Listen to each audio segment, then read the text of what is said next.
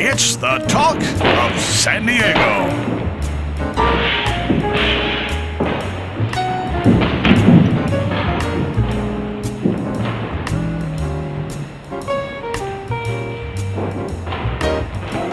Hi, Elena here with the Talk of San Diego.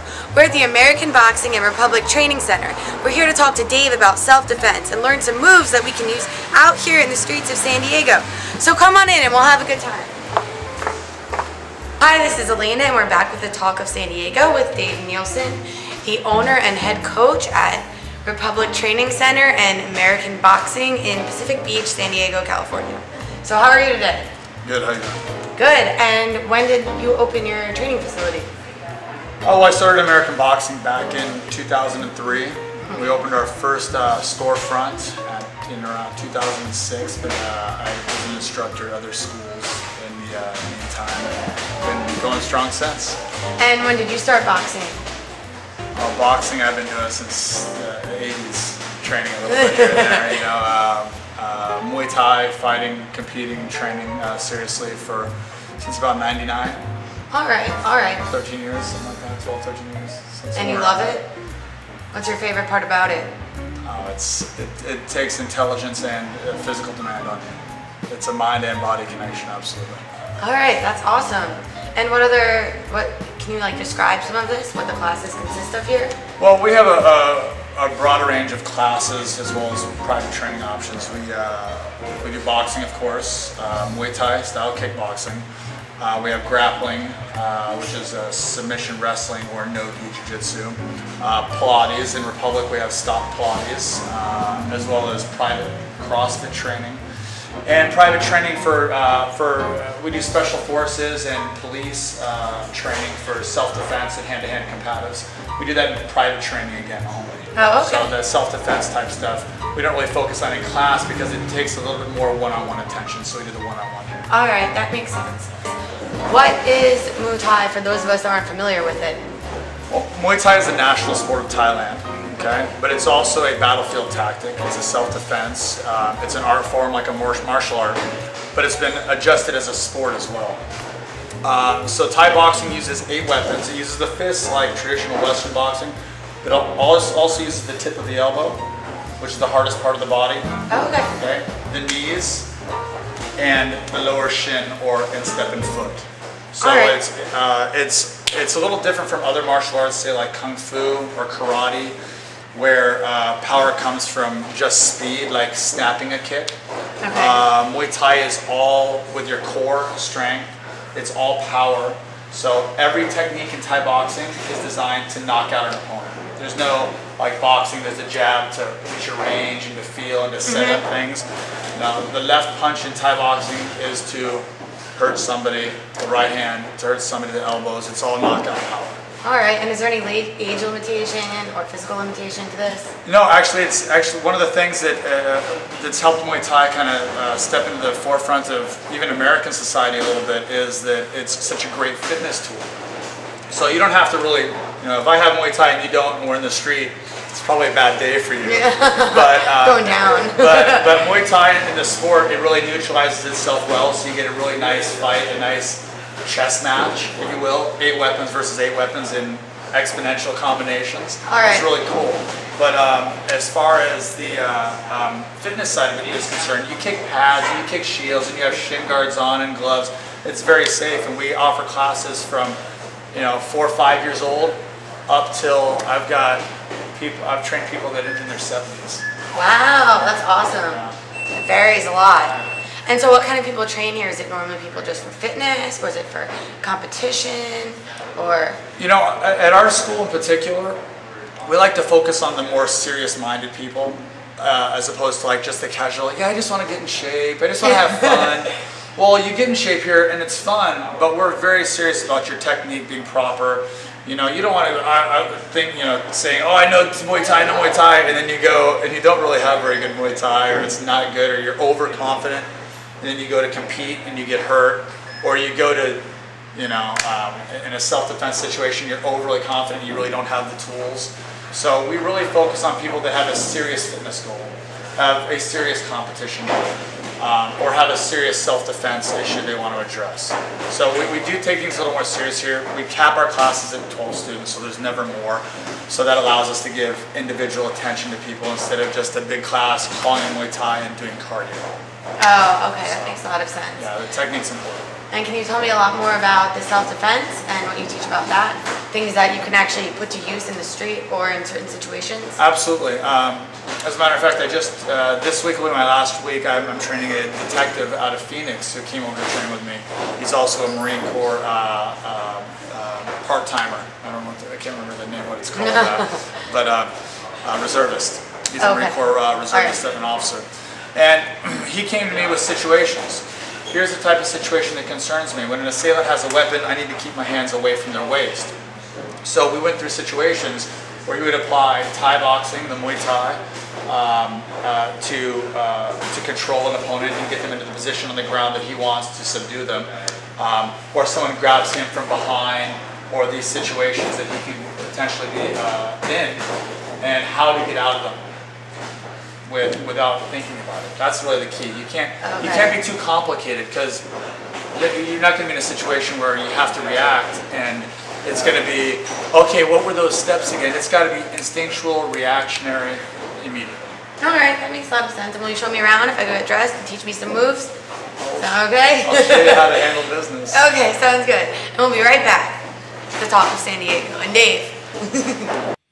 You're watching the Talk of San Diego. Remember, this is Breast Awareness Month.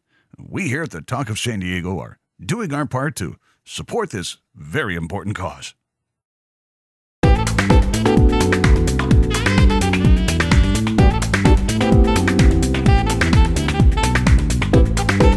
And we're back with the Talk of San Diego, and Dave is going to show me some self-defense moves.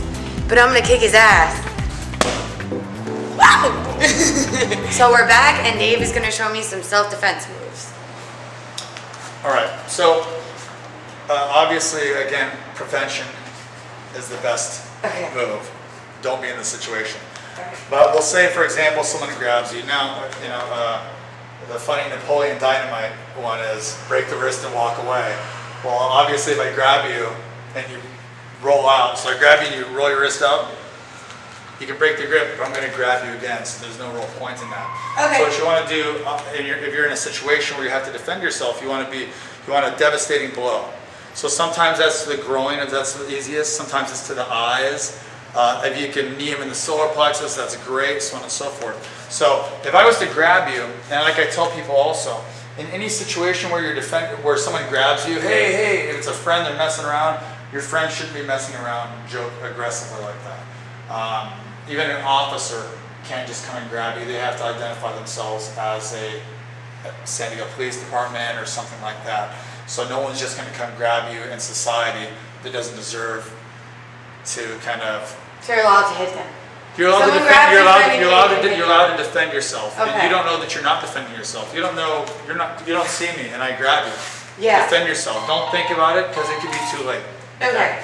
So I grab, so the one we talked about before is I grab, and instead of you trying to just get away from me, which is the flight or fight natural reaction, I grab you and pull, you grab me, bam, and then you knee, bam, hard. Okay? So no one expects that. No one expects you, I do this, so you're going to try to get away from me. Everyone expects a little girl like boom, boom. Yeah, you're going to grab me around the neck again, and knee. Hard, knee. Nice, harder. Nice, harder. Nice, good.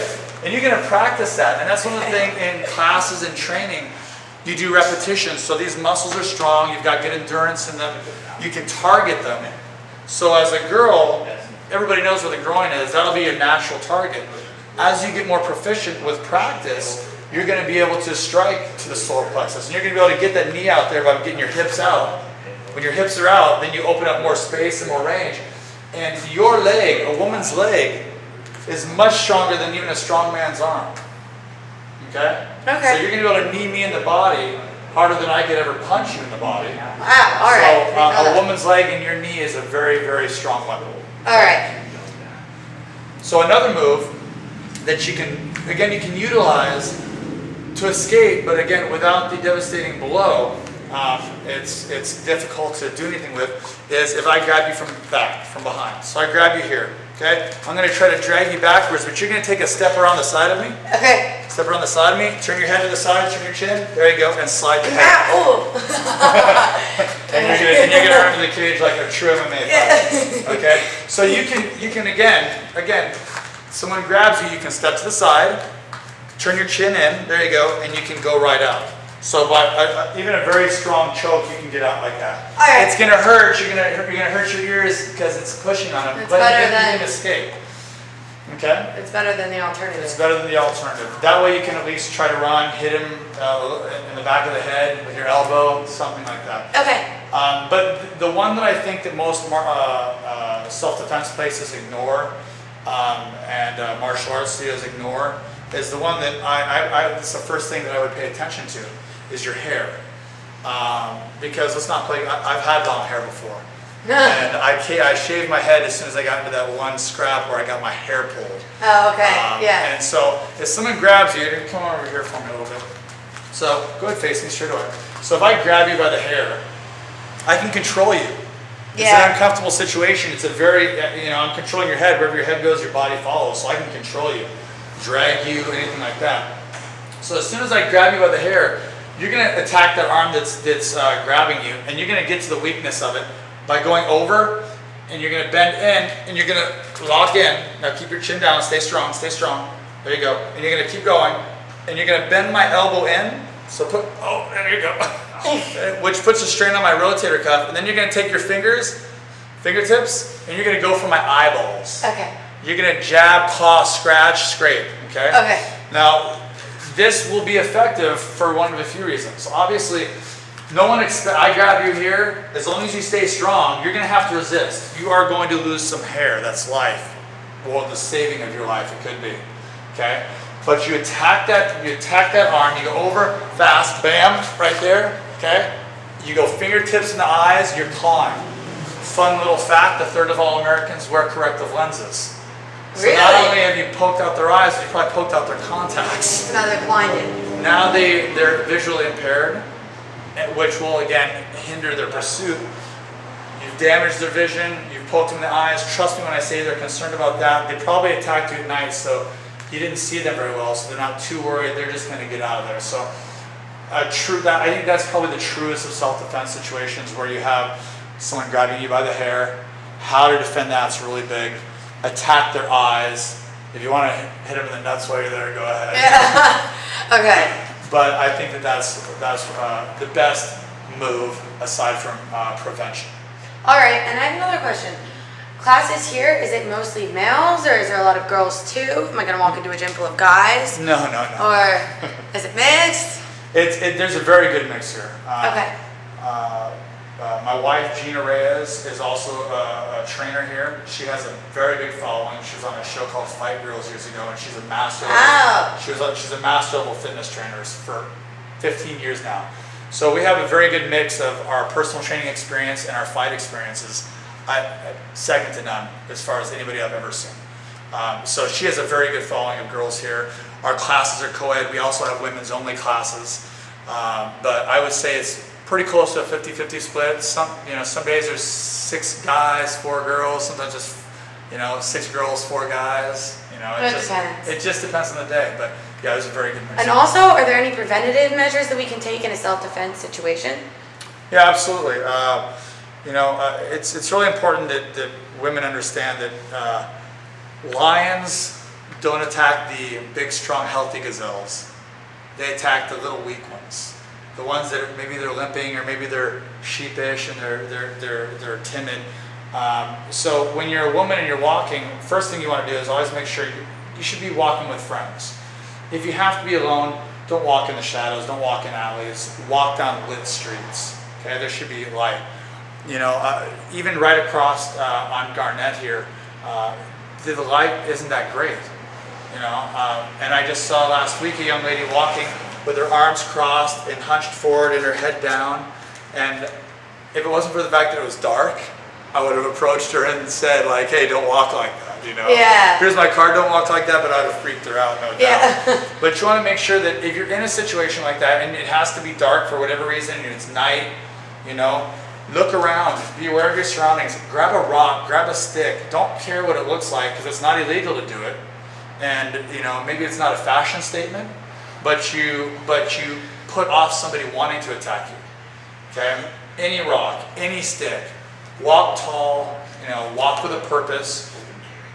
If it's after midnight, you know, what do they say, after 2 a.m.? Nothing good happens after 2 a.m. Yeah. Then you should call for, you know, somebody to come pick you up. You shouldn't be walking, even if it's a taxi and you have to. Yeah, pay for it. You'd rather pay for that. Or if you don't have the money, still you got home and you can pay for it later. All right. But prevention is the big one. Also, in a situation where you are attacked, there's a lot of opinions about what to say, what to yell. Some people say yell fire. Some people say, you know, yell help, yell rape. When you yell help, it tends to be people perceive it as a personal problem, maybe a domestic issue, something none of their business. It's my belief and the belief of many people that yelling fire, if that's all you have, is great because it's a global effect. A fire is going to affect you and you and you. Call 911, fire. It might be their house that's burning. So that global effect, you have a better chance of people who are going to react or respond to it. You can yell, help, I'm being assaulted, call 911, but how many words are you really going to get out? I think an assaulter is going to probably subdue you with relative speed. If not, yell at everything you can. Help, I'm being assaulted, call 911. You know, yell, he's wearing a blue shirt, he's wearing jeans, or even yell, like I'm standing right in front of the bonds.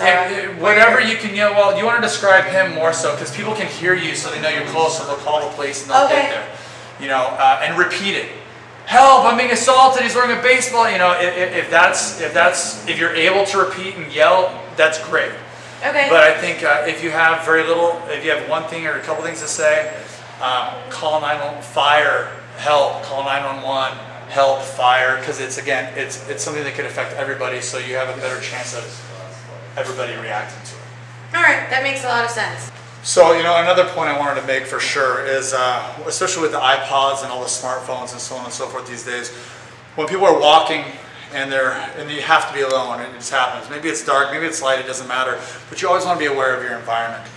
And if you have earphones in, you can't hear your environment, listening to music. I understand it's a long walk and you want to be distracted, but you want to be aware of your environment at all times. So, listening to music, being on your phone, being distracted, so on and so forth, takes you out of your environment and your awareness. And you want to really avoid that. You want to be very much in the moment, aware of your surroundings, looking around, always aware of what's going on. All right, that's a really good tip for us because everyone knows everyone has an iPod and a smartphone nowadays. Yeah. Thank you so much, Dave, for being here today. You're welcome. And you can go visit Dave Nielsen down at Republic Training Ctr and American Boxing on Garnett Ave in Pacific Beach, or you can visit them online on www.americanboxing.net. And we'll see you next time on the Talk of San Diego. Have a good one.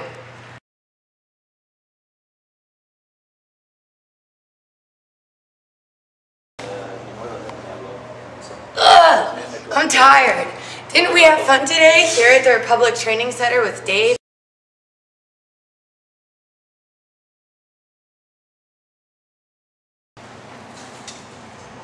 Ugh, am I tired?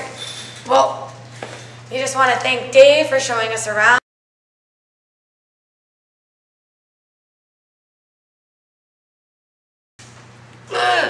Am I tired?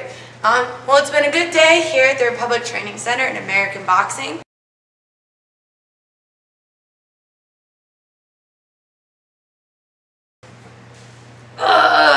Am I tired? Well, we've had a great day here at Republic Training Ctr and American Boxing.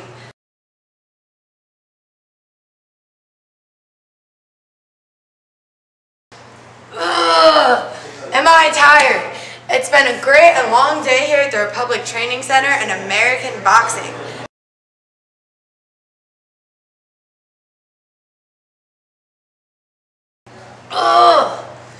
Am I tired?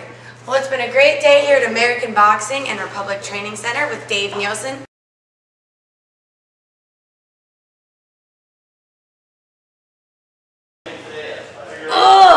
Am I tired? Well, it's been a great day here at American Boxing and Republic Training Center. A special thanks to Dave Nielsen for showing us some moves that we can put to use. And that's all we have today for the Talk of San Diego. We hope to see you next time. Have a good one.